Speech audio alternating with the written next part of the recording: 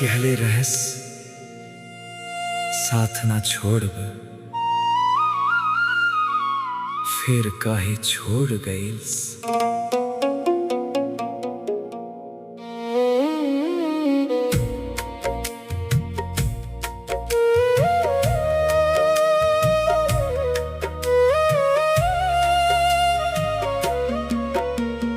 तोहरा बिना धड़कन रुक जाला,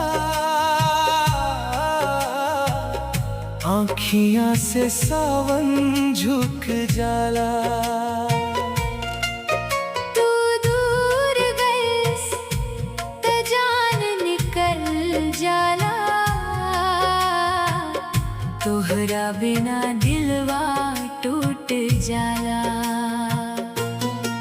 तोहरे याद में रात कटेला, नींद ना आवे दिलवा सटेला। कहस ना अब कैसे जियब हम, हर सांस में तोहार नाम मिलेला।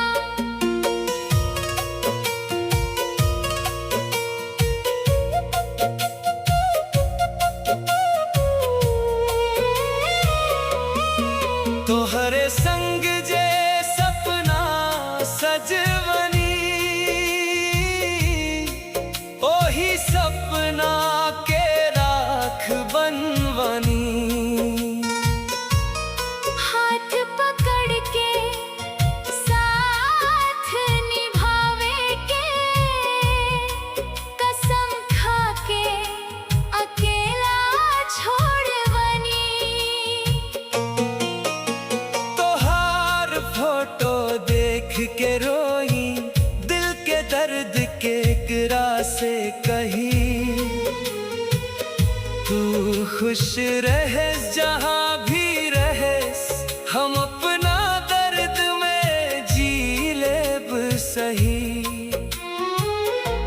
तू गइलस त सब कुछ ले गइलस, हमरा से हमरा के छीन गइलस।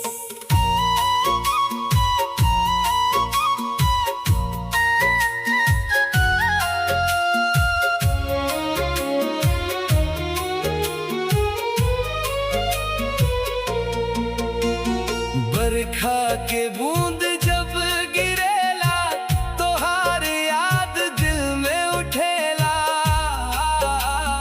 जे राह पर साथी चलनी, आज अकेले ऊ राह डसेला।